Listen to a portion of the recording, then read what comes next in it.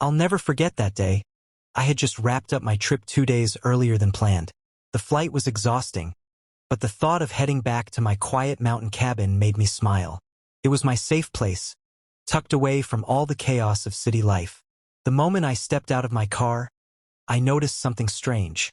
The driveway was crowded with unfamiliar vehicles, and loud music spilled out of the cabin windows. For a second, I thought maybe I had the wrong house. But no, it was mine. As I got closer, my heart dropped. Kids I'd never seen before were splashing around in my hot tub.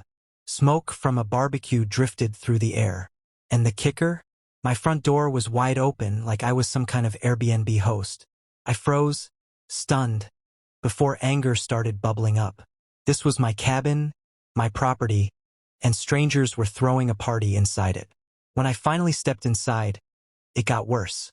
Beer cans lined the counters, pizza boxes stacked high, and muddy shoes were scattered across the hardwood floors I had personally refinished. And there she was, the neighborhood tyrant everyone called Karen. She stood in the middle of my living room like she owned the place, barking orders at her family. The moment she saw me, her smile twisted into a scowl. "What are you doing here?" she snapped. I blinked in disbelief. What am I doing here? This was my home, my safe space, and somehow this woman thought she was in the right. I tried to stay calm, but my voice shook with anger. "This is my cabin. You can't just break in and throw a party."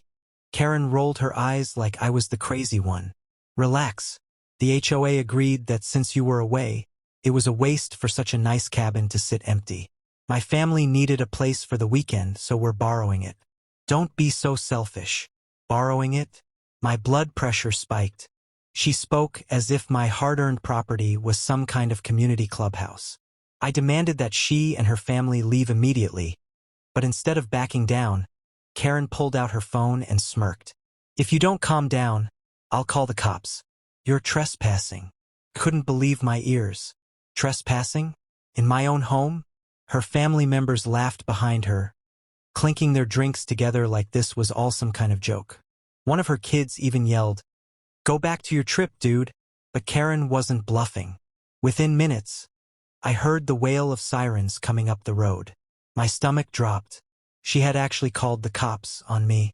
When the officers arrived, Karen rushed to them with crocodile tears. "Officer, thank goodness you're here. This man broke into my cabin and started threatening us." I nearly exploded. But before I could speak, one officer turned to me. "Sir, we're going to need some ID." My hands shook as I pulled out my driver's license and cabin deed, which I always kept in a folder for emergencies. "This is my property. Check the documents. This woman and her family broke in while I was gone." The officers looked over the papers carefully. The tension in the air was so thick, I swear I could hear my own heartbeat. Karen's confident smirk started to fade as the officer's brow furrowed. Finally, one of them asked Karen, "Ma'am, do you have any proof that this property belongs to you, or that you were given permission to stay here?" Karen stammered, fumbling with her words. "Well, the HOA. They said it was fine." The officer cut her off. "The HOA doesn't have the authority to give away someone's private property.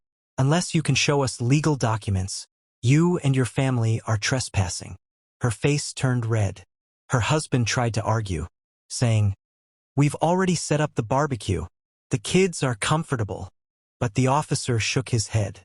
"That's not how the law works. You need to leave now." Watching Karen's family pack up was like seeing a defeated army retreat. They slammed their car doors, muttering insults under their breath, while Karen shot me a death glare sharp enough to cut glass. But it wasn't over. Not even closed. The damage to my cabin was worse than I'd thought. Broken lamps, spilled drinks on the carpet, even dents in the drywall. I felt sick just looking at it. And to make matters worse, Karen strutted back up the driveway the very next morning with a smug grin. "You think you've won?" she hissed. "The HOA will back me up. We make the rules around here. You'll regret messing with us." That was the last straw.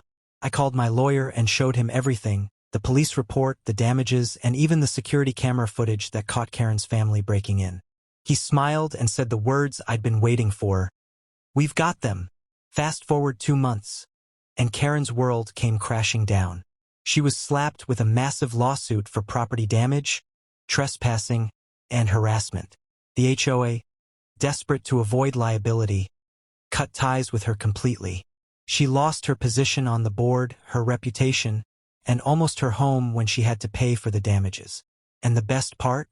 The officers who had come that night even testified on my behalf, confirming that I was the rightful owner and that Karen had lied to their faces. Standing on my porch one evening, sipping coffee while watching the sunset, I finally felt peace return to my cabin. No more strangers, no more parties, no more HOA nonsense. Karen's family never looked at me the same again. And every time I catch her glaring from across the street, I smile, knowing she'll never forget the day her arrogance finally caught up with her. Because at the end of the day, she tried to take over my home, but I took back my life. Like this story and subscribe to QZ Stories for more HOA stories.